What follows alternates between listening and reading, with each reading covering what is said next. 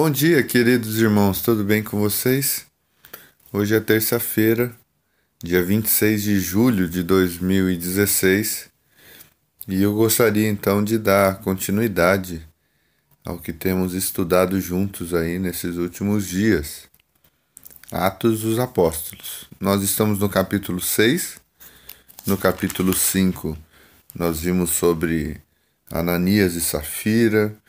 Vimos que os apóstolos foram presos novamente, foram soltos depois do parecer de Gamaliel, e lemos no finalzinho do capítulo 5 aquela expressão que tanto me toca todas as vezes que eu leio, que diz assim: chamando os apóstolos, açoitaram-nos e ordenando-lhes que não falassem em nome de Jesus, os soltaram.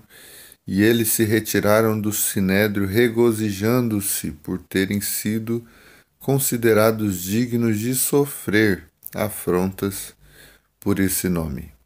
E todos os dias no templo, de casa em casa, não cessavam de ensinar e de pregar Jesus, o Cristo. É muito interessante como eles eram invencíveis, eles eram interrompíveis. Não existe essa palavra, mas ninguém podia pará-los. Eles estavam totalmente decididos a levarem a mensagem do Evangelho adiante, e mesmo que fossem parados e açoitados e presos por 30, 50 vezes, eles ainda permaneciam com essa chama acesa no coração. Tamanha perseverança e tamanha consciência da importância que isso tinha diante das oportunidades de salvação que isso gerava para todo lado. E todos os benefícios adicionais, todos os benefícios de cura, de bem, de amor que era expandido por onde quer que eles passassem. Interessante como eles tratam essa questão com tanta força, intensidade, como eles de fato tinham essa capacidade de cair e se levantar e dar a volta por cima tantas vezes quanto fosse necessária. Agora no capítulo 6 diz o seguinte: Ora, naqueles dias, multiplicando-se o número de discípulos, houve murmuração dos helenistas contra os hebreus. Então teve uma reclamação dos gregos contra os judeus, porque as viúvas dos gregos estavam sendo esquecidas na distribuição diária. Aqui a gente encontra mais uma manifestação daquela atitude de judeu que se convertia e de forma meio que velada ainda mantinha certa preferência pelos de seu país, pelos de seu povo. Embora o Evangelho de fato não faz diferenciação de pessoas, no entanto, por causa da eleição do povo de Israel e dessa postura que sempre teve dos judeus se acharem uma raça mais importante, nesse momento há uma certa discriminação. As viúvas dos gregos estavam sendo esquecidas, mas as viúvas dos judeus não foram esquecidas. Versículo 2: Então os 12 convocaram a comunidade dos discípulos e disseram: Não é razoável que nós abandonemos a palavra de Deus para servir às mesas. Mas, irmãos, escolhei dentre vós 7 homens de boa reputação, cheios do espírito e de sabedoria, aos quais encarregaremos este serviço. e quanto a nós, nos consagraremos à oração e ao ministério da palavra. O parecer agradou a toda a comunidade e elegeram Estevão, homem cheio de fé e do Espírito Santo, Filipe, Prócoro, Nicanor, Timão, Pármenas e Nicolau, prosélito de Antioquia. Apresentaram-nos perante os apóstolos a estes, orando, lhes impuseram as mãos. Crescia a palavra de Deus em Jerusalém, se multiplicava o número dos discípulos. Também muitíssimos sacerdotes obedeciam à fé. Bom, aqui há uma primeira manifestação de delegação de funções. Aparentemente, os apóstolos eram aqueles que faziam todas as coisas. Eram aqueles que tinham a prioridade da decisão de tudo e de todos.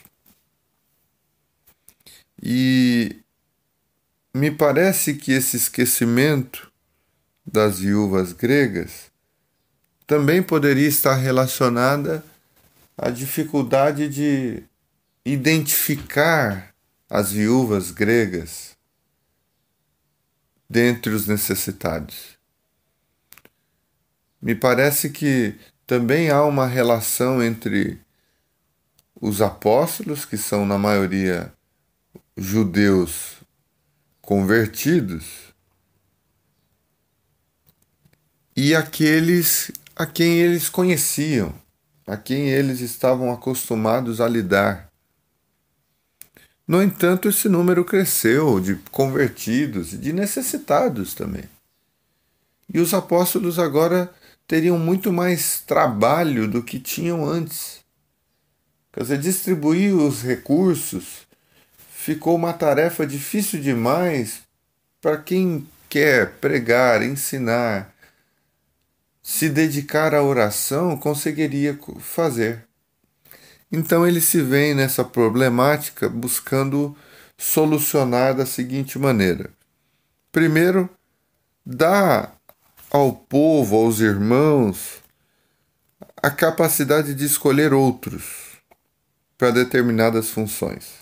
Não são os apóstolos que escolheram. Ele delega isso à comunidade para escolher homens de boa reputação, homens cheios do espírito e de sabedoria, e que teriam o serviço de recolher o dinheiro e de repassar os recursos às pessoas necessitadas. Deveriam ser homens de boa reputação por causa do óbvio. Se forem homens gananciosos, poderiam pegar o dinheiro para si. E homens cheios do espírito de sabedoria, porque lidar com dinheiro e lidar com pessoas necessitadas requer muito tato, muita sensibilidade, muita humanidade e também muita graça para saber a quem dizer não e a quem dizer sim, quem de fato está apresentando uma necessidade ou quem está apresentando apenas um capricho com a vestimenta de necessidade.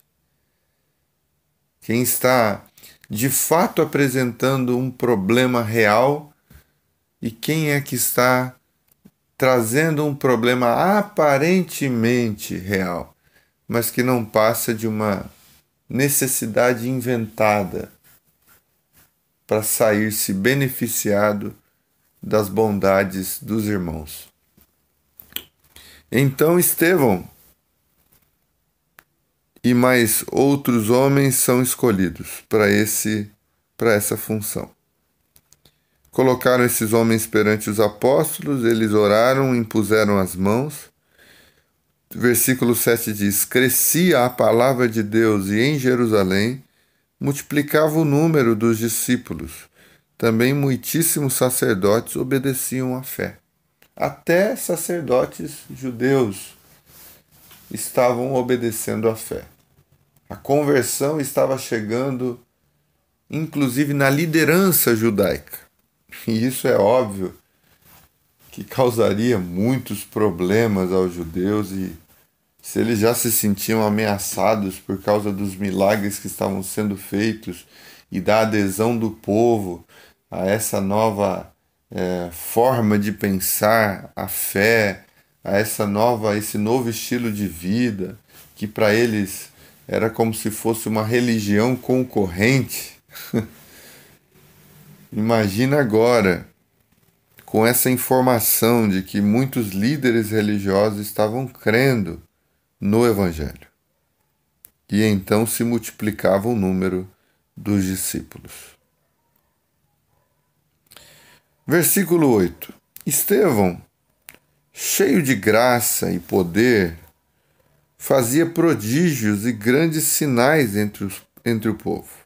E essa é uma informação interessante, porque até o capítulo 6 nós só recebemos a informação de que os apóstolos realizavam prodígios e sinais. Até o capítulo 6 nós recebemos sempre a informação da centralização dos apóstolos.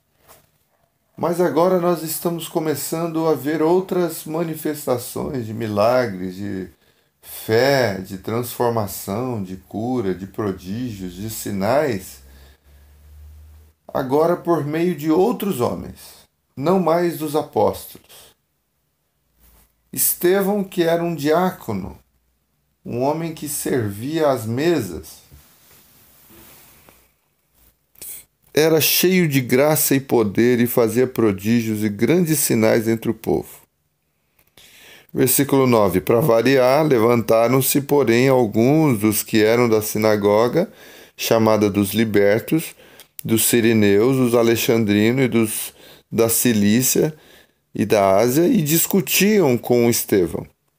E não podiam resistir à sabedoria e ao espírito pelo qual ele falava. Então subornaram homens que dissessem: temos ouvido este homem proferir blasfêmias contra Moisés e contra Deus.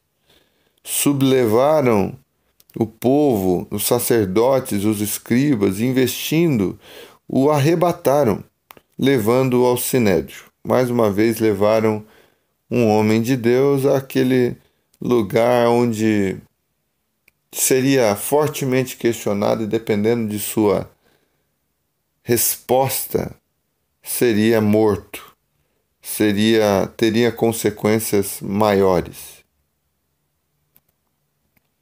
Apresentaram testemunhas falsas que depuseram: este homem não cessa de falar contra o lugar santo e contra a lei, porque o temos ouvido dizer que este Jesus, o Nazareno, destruirá este lugar e mudará os costumes que Moisés nos deu. Todos os que estavam assentados no sinédrio, fitando os olhos em Estevão, viram o seu rosto como se fosse o rosto de um anjo. Amanhã, então, nós vamos ver como Estevão falou diante do sinédrio e as consequências dessa fala. Mas fica aqui no final do capítulo 6 de Atos dos Apóstolos essa informação valiosa de que sempre que se levanta um homem cheio do Espírito, se levanta juntamente contra ele homens e mulheres que vão tentar de alguma forma, nem que seja subornando testemunhas falsas, levantar falso testemunho contra essa pessoa. Vão tentar relativizá-lo, vão tentar anular a sua influência, vão tentar calar a sua voz, vão tentar impedir com que a mensagem avance. De alguma forma, vão se levantar pessoas tentando levá-lo à nulidade, a fim de que as pessoas não ouçam, a fim de que as pessoas não tenham contatos com a realidade, com a verdade, e assim sejam libertos da escravidão imposta por aqueles que amam escravizar os homens nas suas correntes doutrinárias e nas suas cadeias de pensamento. Então, um homem e uma mulher de Deus não pode esperar outra coisa no caminho do Evangelho, senão lidar com perseguições. Não tem como você escapar disso. Se você é alguém do Evangelho, você vai ser perseguido por ser alguém perdoador. Você vai ser perseguido por ser sincero. Você vai ser perseguido por dar bons conselhos. Você vai ser perseguido por atos de bondade que você traz e oferece. Você vai ser perseguido por preferir viver baseado em valores do que liberar a sua alma para fazer atrocidades em nome da liberdade. Com certeza você será perseguido nas suas opiniões, não porque querem de fato discuti-la, dialogar com elas e tentar extrair o que há de bom nelas. Mas vão se levantar perseguidores em relação àquilo que você diz, meramente pelo prazer e pelo desejo incontido de te fazer sumir dos contextos onde a sua influência é notória, onde a sua sabedoria é exercida. Se prepare para isso. Se prepare para essas possibilidades e para essas situações. Não digo se prepare tentando pensar de antemão o que você vai falar, porque é o Espírito que lhe dará conforme Jesus ensinou. O Espírito dará a vocês o que você deve dizer naquele momento oportuno. Mas se prepare no sentido de que não exclua essas possibilidades reais dos seus pensamentos. Não pense que vai ser diferente. Não espere oásis, prazeres infindáveis aqui na terra. Porque convém que a gente passe por muitas tribulações. Convém que a gente enfrente muitas dificuldades.